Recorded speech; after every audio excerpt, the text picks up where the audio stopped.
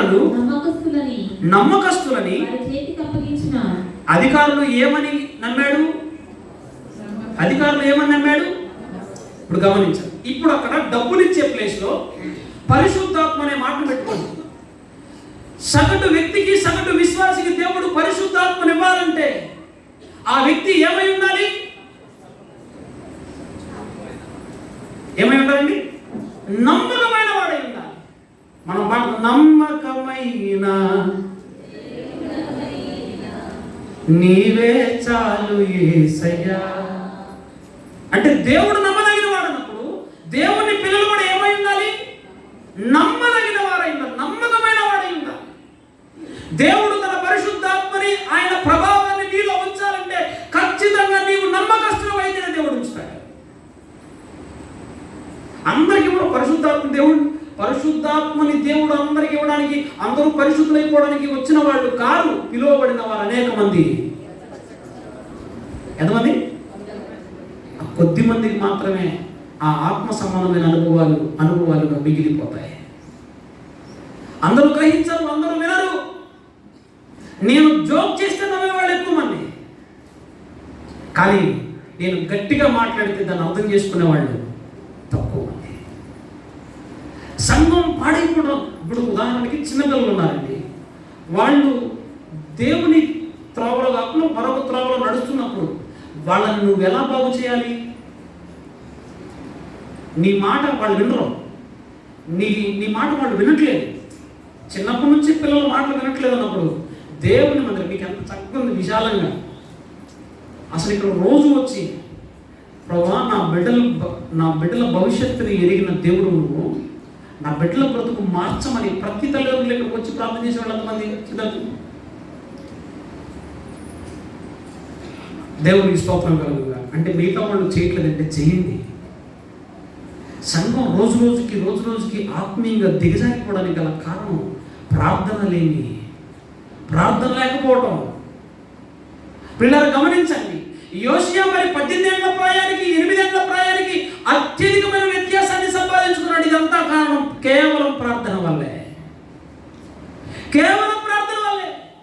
యోషియా చరిత్ర మీద తర్వాత చదవండి, చెప్పాలంటే చాలా ఉంది. యోషియా కేవలం ప్రార్థన చేత మాత్రమే ధన్యుడయ్యాడు, ఘనుడయ్యాడు. దేవుని దృష్టికి యథార్థవంతుడని, దావీదు చూపినటువంటి ప్రవర్తనకు మాదిరిగా ఉన్నాడని ఒక గొప్ప సాక్ష్యాన్ని పరిశుద్ధ గ్రంథంలో పొందాడు. ప్రియులారా, మనమందరం కూడా సంఘంలో ఉన్నటువంటి బలహీనతలు, సంఘంలో విశ్వాసులు ఉన్నారు, వాళ్ళకి బాలేదు, అనారోగ్యం ఉంది, లేదా ఏదన్నా బాధ కలిగింది. సంఘంలో నేను ఈ పని చేయడం వల్ల, నేను ఒక మాట మాట్లాడటం వల్ల ఎదుటి వారికి బాధ కలిగింది. సంఘంలో ఒక వ్యక్తి బలహీనుడయ్యాడు, వాళ్ళు దేవుని యొక్క పనికి దూరంగా ఉంటున్నారు. వాళ్ళని కలుపుకోవాలి, వాళ్ళని ప్రేమించాలి, వాళ్ళ దగ్గరికి వెళ్ళాలి. 24 గంటలు లేకపోతే 24/7 అయ్యగారే ఉండాలంటే అవ్వదు. విశ్వాసులుగా ఏం చేయాలి అంటే అన్ని విషయాల్లో అనేక మందిని ప్రేమించుకుంటూ, క్షమించుకుంటూ, సహవాసంలో పెంపొందించుకుంటూ, ఎక్కడ బలహీనత ఉందో దాన్ని బాగు చేయడానికి మీరందరూ ఇక్కడ మోకరించి ప్రార్థన చేయవలసిన వారై ఉన్నారు. అప్పుడే బాగుపడాల్సినటువంటి, ఆ గాయపడినటువంటి, శిథిలమైపోయినటువంటి ఆ స్థలం ఏం చేయబడుద్ది? బాగు చేయబడుద్ది. పాడైన దానిని బాగు చేయడంలో దేవునికి ఉన్నటువంటి గొప్పత ఇంకెవడ ముందు చెప్పండి. మత్తయి సువార్త 1వ అధ్యాయంలో ఈ మాట రాయబండి. మత్తయి సువార్త 1వ అధ్యాయంలో ఈ సంగతులు రాయబండి. ఏమని?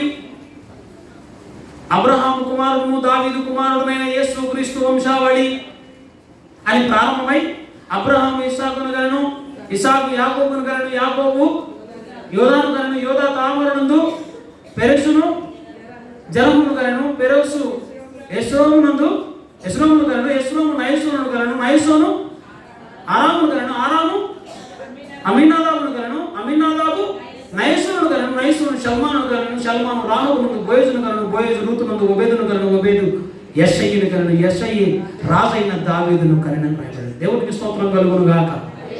ప్రభువునందు ప్రియమైన దేవుని బిడ్డలారా, ఆ మాటలో అక్కడి నుంచి రాయబడినటువంటి ఆ వచనాల్లో రాహబు అనేటువంటి ఒక స్త్రీ ఉంది. రాహబు అనేటువంటి ఒక స్త్రీ, ఆ స్త్రీని మనం పాత నిబంధనలో చూస్తాం. పాత నిబంధనలో తన యొక్క బ్రతుకేంటి, వృత్తి ఏంటి? వేశ్య. ఒక చెడిపోయినటువంటి స్త్రీ జీవితాన్ని, ఒక చెడిపోయినటువంటి స్త్రీ గర్భములో నుండి ఎవరొచ్చారు?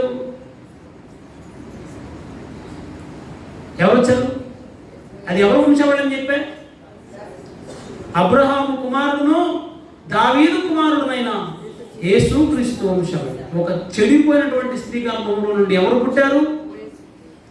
బోయజు పుట్టాడు. బోయజు రూతునను ఒబేదును కానీ, ఒబేదు యెషయిని కానీ, యెషయి రాజు అయినటువంటి దావీదును కానీ, రాజు అయిన దావీదు తన భార్య ఊరియా భార్యగా ఉన్న బత్షెబ యందు సొలొమోను కానీ, సొలొమోను రెహబాము కానీ, రెహబాము అబియాను కానీ, అబి ఆసాను కానీ, ఆసా యేషోబాబు కానీ ఉంది కదా. అక్కడి నుంచి మొత్తం వస్తే మరియమ్మ ఎవరిని కంది?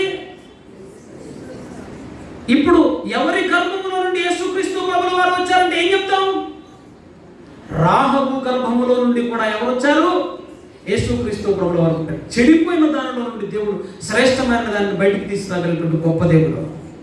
ఈరోజు ఎంతోమంది జీవితాలు చెడిపోయినటువంటి, పాడైపోయినటువంటి, నీచమైనటువంటి బ్రతుకులను దేవుడు నూతనపరిచి ఒక బలమైన వ్యక్తిగా, బలమైన సాధనంగా నిలబెట్టుకోవడానికి దేవుడు ఎంతైనా నమ్మదగిన వాడు. ప్రభువుకు ప్రియమైన దేవుని బిడ్డలారా, యోషియా అనేటువంటి ఒక వ్యక్తి దేవుని మందిరాన్ని బాగు చేయాలనేటువంటి తలంపు అనేక మందికి రాదండి. ఇక్కడ సురేష్ గారు 2 సంవత్సరాల నుంచి చేస్తున్నారు, 8. అంతకుముందు 12 సంవత్సరాలు. అంటే దరిదాపులు ఇక్కడ 20 సంవత్సరాల ఆధ్యాత్మికమైనటువంటి జీవన ప్రయాణం బహుశా ఏ కాపరికి ఉండలేదు. What we are blessing. మనం ఎలా దీవించబడ్డాం ఒకసారి పూర్వపు దినాలకి వెళ్దాం. ఒకసారి మనం పరిశీలన చేసుకుందాం. మన ఆత్మ సంబంధమైనటువంటి పరిశీలన చాలా ప్రాముఖ్యమైంది. ప్రభువుకు ప్రియమైన దేవుని బిడ్డలారా, అపోస్తలుడైనటువంటి పౌలు కూడా దేవుడు తనకు అప్పగించినటువంటి పరిచర్య విషయంలో ఇందాక మనం పాడుకున్నాం, నీ పరిచర్యను తుద ముట్టించుటేనా. అదేనా కరెక్టేనా? పరిచర్యను ఏం చేయాలి? రెండోది అన్నాడు, నీ శ్రమలలో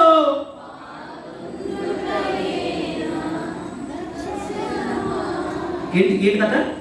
శ్రమలలో పాల్గొనడం ఏంటి? దర్శనం. అసలు క్రైస్తవుడు నిజంగా బ్రతికితే వాడికి ప్రతిదినం ఏం కలుగుద్ది? శ్రమ కలిగింది. మనం శ్రమ పడడానికి ఒప్పుకుంటామా, సుఖపడడానికి ఒప్పుకుంటామా? సుఖపడడానికే. నేను ఇదే ప్రసంగం ఒక గంట చేస్తే నువ్వు సుఖాన్ని కోరుకుంటావా, శ్రమను కోరుకుంటావా అంటే ఏం చెప్తారు? కోరుకోలేము. మీరు ఇలా కూర్చుంటే తెల్లవారు చెప్తా నేను కూర్చుంటావా? సాధ్యం కాదాకాయ్ అవదు. ఇదిగో తెలుసా, నీ శరీరం సుఖాన్ని ప్రేమించేది.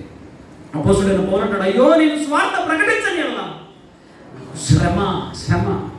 అసలు ఎంత గొప్ప మాట రాశాడు. అసలు నీ శ్రమలలో పాలొందుటే నా దర్శనమాయను. తర్వాత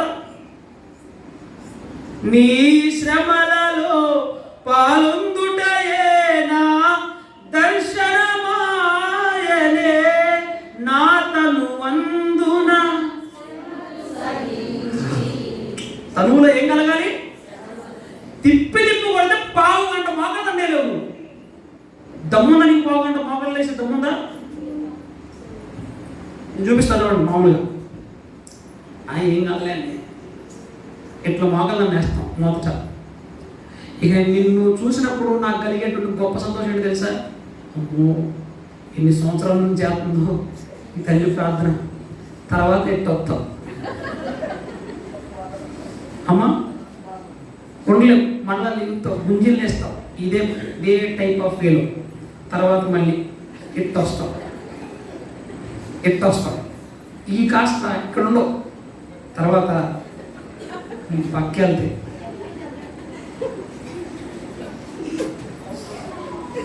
ఎలా అవుతున్నారు? ఎలా నవ్వగలుగుతున్నారు? సజీవుడైనటువంటి దేవుని మందిరంలో నీకంటూ ఒక అర్హత ఉండాలి కదా. ఇలా ఇలా దేవుణ్ణి ఆరాధించగలవా? ఆరాధించవచ్చా? ఇలా దేవుని దగ్గర నువ్వు నిలబడగలవా? నీకు బాగా నీ తల్లి గర్భంలో నిన్ను మోస్తున్నప్పుడు నిన్ను చెక్కినటువంటి దేవునికి అంత బాగా బలవంతులే.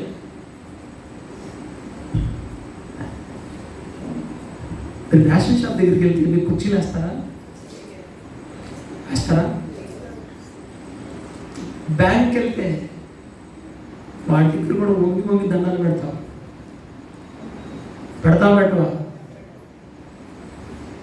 ఎంఆర్ఓ ఆఫీస్కి వెళ్తే సలాం పడతావు. అలాంటిది దేవుని దగ్గరికి వచ్చి ఒక్క పావు గంట మోకలు వేలా ఉంటే నువ్వు ముసల్దానం అయినా కానీ పింఛన్ కోసం క్యూలు నిలబడతావు. అరే జీవం కలిగిన దేవుని సన్నిధిలో సాష్టాంగపడి నువ్వు ఎప్పుడు ప్రార్థన చేశావు?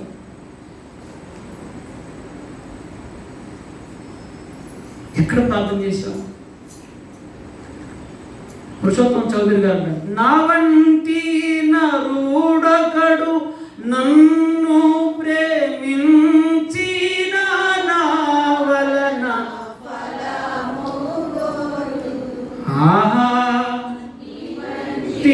పుణ్యునికి నా వంటి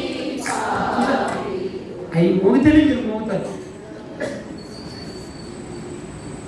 అసలు ఇందాక మొదట్లో చెప్పా, ఆరాధకుడు ఎక్కడున్నా కానీ ఆరాధిస్తాడు. ఆరాధనలో ఒక భాగం చెప్పండి అనడం. సమర్పణ చేయుము ప్రభువునకు నీ దేహము ధనము సమయమును.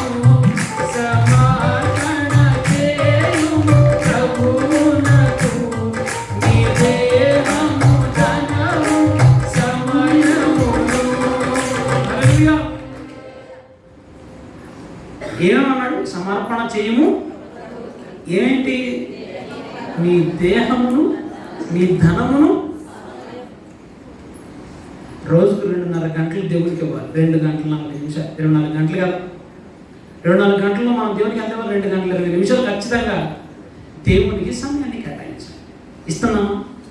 దొంగిలిస్తున్నాం. నీ దశమ భాగం గురించి చెప్పట్లా. నీ దేహంతో దేవుని ఏం చేయాలి? ఘనపరచాలి. నీ దేహము దేవుని ఆలయం అని రాయబడింది. వీడారా మన ఆలయాన్ని ప్రార్థన చేత బాగు చేసుకున్నారండి. ఎవరో రాశారో మహాభక్తుడు పాట, మరలి రండి దైవ జనమా ప్రభుని పిలుపిదే తరలి రండి. కూలిపోయిన మన బ్రతుకుల కూలిపోయిన మన బ్రతుకుల బలిపీఠములను కట్టగరండి మరలి రండి దైవ జనమా ప్రభుని పిలుపిదే తరలి రండి. మరలి రండి దైవ జనమా. మరలి రండి, తరలి రండి. ఏమన్నాడు? కూలిపోయిన మన బ్రతుకుల బలిపీఠములను కట్టగరండి. ఏం కూలిపోయిందట? కూలిపోయినటువంటి బలిపీఠం. ఏంటిదా బలిపీఠం? ప్రార్థన అనేటువంటి బలిపీఠం. నీ మోకాళ్ళు చచ్చుబడిపోయినాయి, నీ మొహానికి పుచ్చొచ్చేసింది, నీ చేతులు చచ్చుబడిపోయాయి, ఇంకా దేవుణ్ణి ఆరాధించడంలో వెనకబడే ఉన్నావు. కానీ చచ్చిపోయిన తర్వాత నీ శిలాఫలకం మీద రాసేది ఏంటో తెలుసా అమ్మా? ఎక్కడున్నా అసలు ప్రభునందు? అసలు ప్రభునందు ఎక్కడున్నా చెప్పు. చచ్చిపోయిన తర్వాత ప్రభునందు మృతులు. నేను చిన్నప్పుడు అనుకునేవాడిని ప్రభువును చచ్చిపోయామంటే మామూలు విషయం. అసలు నువ్వు ఇక్కడ శిలాభాగం మీద ప్రభువునందు మృతి పొందువారు ధన్యులను రాసుకుంటాం, చచ్చిన తర్వాత వెళ్ళేది నరకాన్ని. పిల్లలు గమనించండి, నువ్వు అందుకు ఈ భూమండలం మీదకి పంపించబడలేదు. పరిశుద్ధుడును సజీవుడును నిత్య జీవ ప్రదాత అయినటువంటి యేసుక్రీస్తు ప్రభుల వారు ఈ భూమండలం మీదకి 2000 ఏళ్ల క్రిందట వచ్చారు. వచ్చి ఈ భూమండలం మీద నువ్వు పాపిగా బ్రతికితే నరకానికి పోతావని, నువ్వు పాపిగా చచ్చిపోకూడదని, పాపం చేత నువ్వు చచ్చిపోకూడదని, పాపంలో వచ్చు జీవితంలో మరణం చేయడం తప్పించడానికి ఆయన కూడా ఏం జరిగించాడు? పని జరిగించాడు. ఆయన చచ్చిపోవడానికి ఇంకొన్ని గంటల ముందు కూడా ఆయన ఏం చేశాడు? గెత్సెమనీ అనేటువంటి తోటలోకి వెళ్ళి ఏం చేశాడు? ప్రార్థన వినడి పావనుడా, ప్రార్థన మాకు నేర్పుమయా. ఒక నిమిషం. ఒక చేయి పడుకుండా ఉంటే పర్లేదు, 2 చేతులు పడిపోకుండా ఉంటే చప్పలు పడచ్చు. ప్రార్థన వినేది పావనుడా, ప్రార్థన మాకు నేర్పుమయా, ప్రార్థన వినేది పావనుడా, ప్రార్థన మాకు నేర్పుమయా. శ్రేష్టమైన భావముచి శిష్య బృందముకు చేరితివి.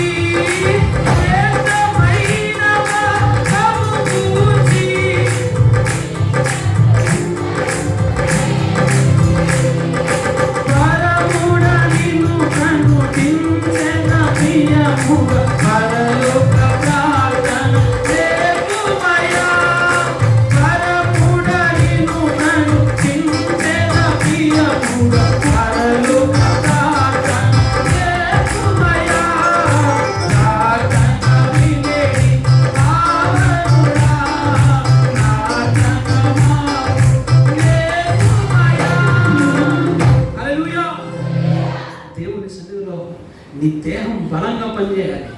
నీ దేహంలో ఒక భాగం పనిచేయకపోయినా ఈడ్చుకొచ్చి ఇక్కడ పడే నీ దేహాన్ని నిన్ను బాగు చేసేవాడు ఇక్కడ ఉన్నాడు, నిన్ను బలపరచేవాడు ఇక్కడ ఉన్నాడు. కుంటివాడి చేత కూడా దేవుడు మహిమ పొందాడు, గుడ్డివాడి చేత కూడా దేవుడు మహిమ పొందాడు, కాళ్ళు చేతులు చచ్చుపడిపోయిన వాడి చేత కూడా దేవుడు మహిమ పొందాడు. యూట్యూబ్ తీసి చూడు, స్క్రోలింగ్ చేయి, అక్కడ రోడ్డు మీద అడుక్కునేవాడు కూడా బైబిల్ చదువుతాడు, చెప్పులు కుట్టుకునేవాడు కూడా బైబిల్ చదువుతాడు. సిగ్గులేదు నీకు? ఒక్క రోజైనా కంప్లీట్గా బైబిల్ చదివిన రోజు ఉందా? నేను 9 సార్లు చదివా బైబిల్ని, ఇప్పుడు 10వ సార్లు చదువుతున్నా. నీ చేతిలోకి వచ్చి బైబిల్ ఎంతకాలం అవుతుంది? ఎన్నిసార్లు తిరిగేసేదాన్ని, ఎన్నిసార్లు చదివావు చెప్పు?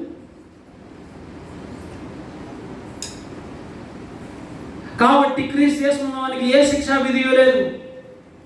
ఇదిగో సమస్తము పాతవి గతించెను, సమస్తము క్రొత్తమాయెను.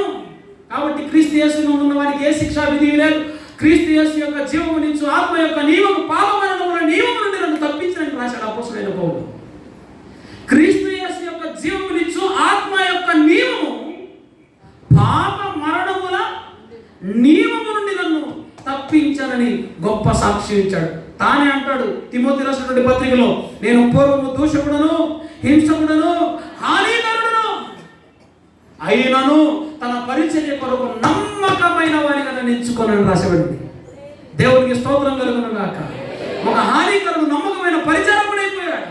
అంతేకాదు తాను చెప్తాడు కదా, తాను చనిపోయినప్పుడు నేను మంచి పోరాటము పోరాడి తిని నా పరుగు కడముట్టించింది, విశ్వాసమును కాపాడుకుంటుంది, ఇక మీదట నా పరుగు పరలోకములో నీతి కిరీటం భద్రపరచబడింది. దేవునికి స్తోత్రం కలుగును గాక.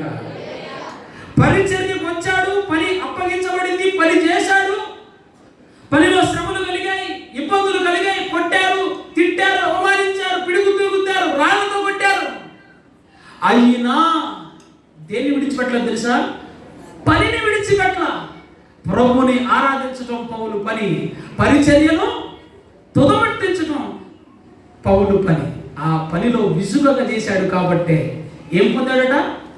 ఇక మీదట పరలోకంలో నా కొరకు నీతి కిరీటం భద్రపరచబడు. ఇదే మాట నువ్వు చెప్పు. ఇదే మాట నువ్వు చెప్పు. నేను చెప్పనా, నీకు ఇంట్లో కూడా సాక్ష్యం ఉండదు. మా అమ్మ మోకరించిందంటే లేదండి అన్న ఒక సాక్ష్యం వింటారా? ఏమో ఎవరు మీరు చెప్తారు తల్లి? మీ ఇంట్లో మీ అమ్మ ఇప్పుడు చూసిన ప్రార్థన చేసుకునేటువంటి సందర్భాలు ఎవరైనా చెప్పండి. నిజం చెప్తాం, దేవుడు పరిశుద్ధుడు, దేవుడు తప్పకుండా మనల్ని చూస్తాడు కదా. మీ అమ్మ ఏం చేస్తుందా? టీవీ చూస్తుంది. మీ అమ్మ ఏం చేస్తుందా? ఖచ్చితంగా అందరికీ మంచి ఇంట్లో ఉండేటువంటి హాట్స్పాట్ ఏంటి తెలుసా? గుమ్మాలు, లేకపోతే ఇంటి దగ్గర ఉన్నటువంటి మెట్ల దగ్గర కూర్చుంటారు. కొంతమంది గుమ్మం దగ్గర కూర్చుంటారు. ఇక మొదలు పెడతారు. మొదలుపెట్టి ఈ చివరి ఇంటి దగ్గర మొదలుపెట్టి ఆ చివరి ఇంటి దగ్గరికి వెళ్ళిపోతారు. మాట్లాడుకుంటాం, వ్యర్థమైన వాటికి సమయం ఇస్తాం, వ్యర్థమైన వాటిని ప్రేమిస్తాం.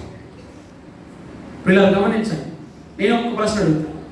మూడో వ్యక్తి గురించి మాట్లాడుకోకుండా నువ్వు ఎప్పుడైనా పడుకున్నావా? నిద్ర పట్టుద్దా? పట్టిద్దా?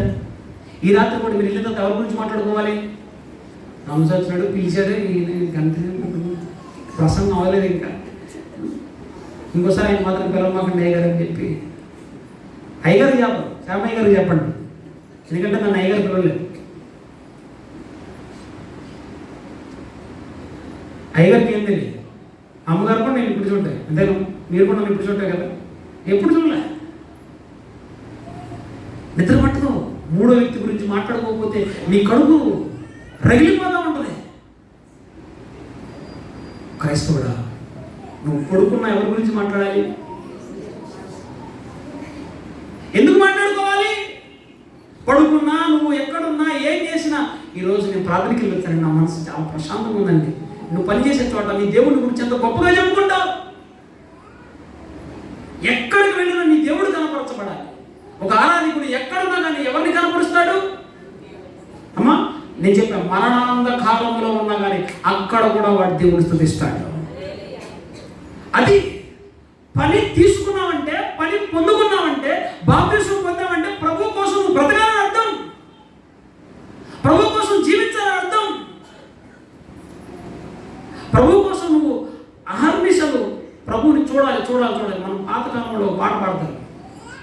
ప్రియా యేసురాజును నే చూచిన చాలు, మహిమలో నే నాయనతో.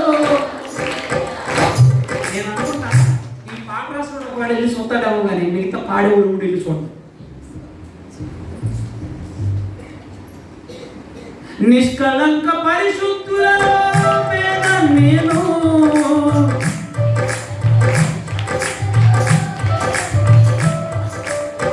బంగారు వీధులలో తిరిగేదరు. మనం వెళ్ళేది లేదు, చూసేది లేదు, బంగారు వీధుల్లో తిరిగేది పండేది. మనం ఎక్కడికి వెళ్తాం?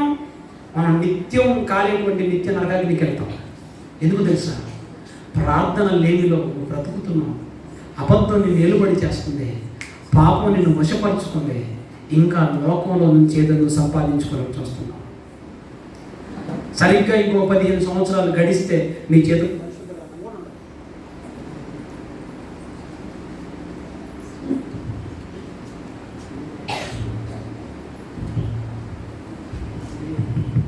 నేను ముగిస్తున్నా, నా మాటలు త్వరగా ముగిస్తున్నాను, అర్థం చేసుకోండి. ఇంకో 15 సంవత్సరాలకి ఏం జరుగుతుందో తెలుసా? పరిశుద్ధ గ్రంథం నీ చేతిలో ఉంది.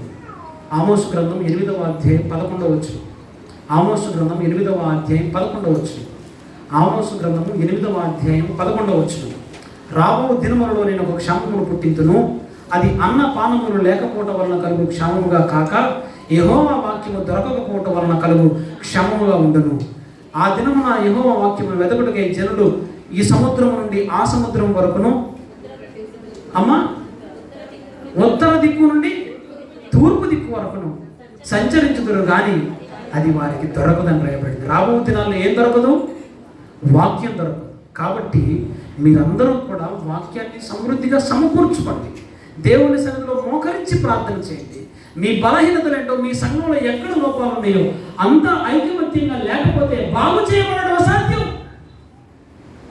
పిల్లలు గమనించండి, నేను ఒక మాట చెప్పి ముగిస్తాను. అక్కడ హిల్కియా, షాఫాను అనేటువంటి వ్యక్తులు ఉన్నారు. వాళ్ళు ఒకడు శాస్త్రి, ఇంకొకడు ప్రధాన యాజకుడు. ప్రధాన యాజకుడికి ఆ యెహోవా మందిరాన్ని బాగు చేస్తున్నప్పుడు ఒక గ్రంథం దొరికింది. ఏం దొరికింది? ఒక గ్రంథం దొరికింది. ఆ గ్రంథం తీసుకొచ్చి షాఫాను చేతికి ఇచ్చి, ఒరే బాబు దీన్ని తీసుకెళ్ళి అత్యంత రాజు దగ్గరికి వెళ్ళామన్నాడు.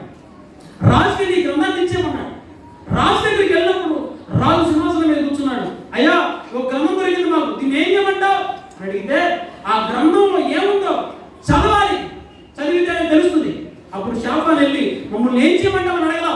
ఆ గ్రంథాన్ని తెరిచి వెంటనే దేవుని మందిరంలో దొరికినటువంటి ఆ గ్రంథాన్ని చదవడం ప్రారంభించినప్పుడు రాజు పిచ్చోడైపోయి బట్టలు చెప్పుకున్నాడు. రాయబడింది, దేవుని వాక్యాన్ని విన్నప్పుడు నీ లోపం నిన్ను అంటుకున్నప్పుడు, నీ లోపం మీద నీకు తెలిసినప్పుడు నువ్వు చిప్పుకోవాలి. నీ హృదయాన్ని, నీ అంతరంగాన్ని చిప్పుకొని దేవుని సన్నిధిలోకి వచ్చి సాగిల పాడి మ్రోకెదము సత్యముతో ఆత్మతో మన ప్రభు యేసుని సాగిల పాడి మ్రోకెదము. నీ బలహీనత, నీ లోపం ఏదైతే అక్కడికి వచ్చి నీ హృదయాన్ని చిప్పుకొని ఆయన పాదపద్మముల మీద ఒరిగి, ప్రభువా నన్ను బాగు చేయను, నన్ను నూతనపరచు ప్రభువా, శిథిలమైపోతున్నాను, ఇంక కొంతకాలానికి నేను పూర్తిగా లేకుండా పోతాను, నా ఉనికి లేకుండా పోతుంది, నన్ను బాగు చేయి, నా తరాన్ని బాగు చేయి, నా ముందు తరములకు నా మందిరం అనేకులకు ఆశీర్వాదకరమైన మందిరముగా ఉండును గాక అనబడేటువంటి మాటని యంత్రాంగంలో ఒప్పుకోవాలి. షాఫాను వచ్చి ఎప్పుడైతే చదివాడు తెలుసా, యోషియా తర్వాత చెప్తాడు, తర్వాత మీరు చదవండి ఇంటికి వెళ్ళిన తర్వాత, అక్కడ ఉన్నటువంటి బయలు దేవతల్ని, ఆ విగ్రహాలని పడగొట్టి దాన్ని బూడిద చేసి దేశమంతా దాన్ని చెల్లించాడు. యెహోవా మందిరాన్ని బాగు చేసిన తర్వాత దాని యొక్క ప్రతిష్ఠిత వస్తువులన్నింటినీ సమకూర్చిన తర్వాత ఎక్కడెక్కడ బయలు దేవతలు ఉన్నాయో దేశమంతటిలో ఉన్నటువంటి బయలు దేవత విగ్రహాలన్నింటినీ పడగొట్టి దాన్ని తుత్తినీయంగా చేసి బూడిదను దేశమంతటా చల్లాడు. పిల్లరా, మనం కూడా చెడుని, మన సంఘంలో ఉన్నటువంటి గలిబిలిని, మన సంఘంలో ఉన్నటువంటి అసమానతలను పారతోని దేవుని యొక్క సంఘంలో ఐక్యత కలిగినటువంటి సంఘంగా రేపటి దినమందు దేవుని ఎదుట నిలబడినప్పుడు కంచెచర్ల సంఘం నుంచి వచ్చినటువంటి విశ్వాసులను బట్టి దేవుడు గొప్ప సాక్ష్యం ఇచ్చును గాక. ఆమె నాకు ఈజీగా పరిశుద్ధంగా బ్రతకటం, అర్థమైందా? పరిశుద్ధంగా బ్రతకటం ఆమె ఈజీగా నువ్వు మాట చెప్తాను. పిల్లలకి స్కూల్లోకి వెళ్ళినప్పుడు ఏ ఫర్ చెప్తారు కదా, గట్టిగా చెప్పాలి. స్కూల్లో వాడు ఎంత గట్టిగా చెప్పినా టీచర్కి ఏం రాకూడదు, చిరాకు రాకూడదు. వాడు అదే చదువు ఇంటికి వచ్చి చదువుతాడు అనుకోండి, ఇంటికి వచ్చి చదివినప్పుడు ఏం చేస్తాం, రేపు నిదానం చదవటమా, నిదానం చదవటారా అందులో వాడు చదువుకున్నాడు కాబట్టి ఆయన గ్రూప్లో పెట్టేసి ఒక పక్కన పెట్టేసి చదువుకున్నాడు, అప్పుడే విసుగురాదు. అదే వాడు కొంచెం తిరిగి పెద్దోడైనప్పుడు ఇంట్లో ఎప్పుడైనా సరే యెహోవా నా కాపరి నాకు లేమి కలుగదు అని చదువురాడు అనుకోండి, ఏమని చెప్తాం మనం? ఏమని చెప్తాం? మీరు ఎప్పుడైనా మీ ఊర్లో ఇలా గట్టిగా బైబిల్ చదివే వారిని ఎప్పుడైనా విన్నారా? మీరు విన్నారా? అప్పుడు కూడా మనం గడ్డైపోతారు పిల్లలు. సండే స్కూల్ నేర్చుకున్నాం, చదువుతుంది గట్టి చదువు అని మనమే మన పిల్లలకు అడ్డుపడడం అయిపోయారు. గట్టిగా చదివితే వచ్చి నష్టమేంటి?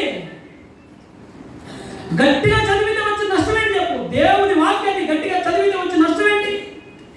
మన పిల్లలకు మనమే, భావితరాలకు మనమే అడ్డుపడలుగా మిగిలిపోయాం. ప్రార్థన చేసుకుంటే సైలెంట్గా చేసుకోవాలి, ఎవరికి వినపడకూడదు ప్రార్థన. అందుకే నీకు రావాలి ప్రార్థన, నీ పిల్లలకి రావాలి ప్రార్థన.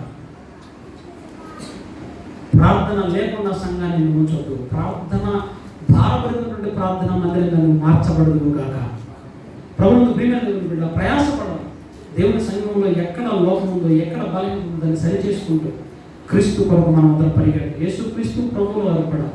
మన బలహీనతను చూసి మన కొరకు ఈ భూలోకానికి వచ్చి ఆకాశానికి భూమికి మధ్య వేలాడబడి అనేకులకు మాదిరికరమైనటువంటి స్థితి ఈ భూమండలి మీద వదిలిపెట్టి వెళ్ళాడు. ఇంకా నేను మాట చెప్పాను, యూట్యూబ్లో ట్రోల్ చేసేటప్పుడు ఒక ముసలోడు బైబిల్ చదువుకుంటూ ఉంటాడు, నువ్వు దాన్ని చూసి లైక్ చేసి చిచ్చి నేను ఈ స్థితిలో లేనందుగా నేను బాధపడవు, దాని కింద కామెంట్లు చూసి చదువుకుని వెళ్ళిపోతాం. ఇది మన బలహీనతలో మన మందిరాన్ని మనమే బాగు చేసుకోవాలి, మన తరాన్ని మనమే బాగు చేసుకోవాలి, మనలో ఉన్న లోపాలను మనమే దేవుని మందిరంలో ప్రార్థన చేసి బాగు చేసుకోవాలి. అట్టి ప్రార్థన చేసుకుని మన స్థితిగతులన్నింటినీ బాగు చేసుకోగలిగిన శ్రేష్టమైనటువంటి కృప కల్వరి గిరిలో మన కొరకే ప్రారంభించినటువంటి యేసుక్రీస్తు ద్వారా మనందరికీ తన కృప వలన సమృద్ధిగా కలుగును గాక. దేవుడి కొద్ది మాటలు అందరి దీనిలో ఫలింప చేయను గాక. తలలో వచ్చిన చిన్న మాట ప్రార్థన చేసుకున్నాం. పరిశుద్ధ ప్రేమలతో మీకు వందన ప్రవహితులని మీ మాటలు ఇక నిలబడి కొద్దిగా ప్రకటించండి. చూపులు కృప బట్టి మీకు వందన. మీ సన్నిధానంలో ప్రవహితులని బిడ్డలతో మాటలు బదిలపరచండి, భద్రపరచండి, క్షేమం తెచ్చండి. సంపూర్ణమైన నీ కృప మీ సన్నిధి నీ కాపుదలని బిడ్డలు తోడుకొని నడిపించి మీరు మహిమలు పొందమని, సంపూర్ణమైనటువంటి కృపాస్తం చాటు బిడ్డలు భద్రపరిచి క్షేమంలో గ్రహించమని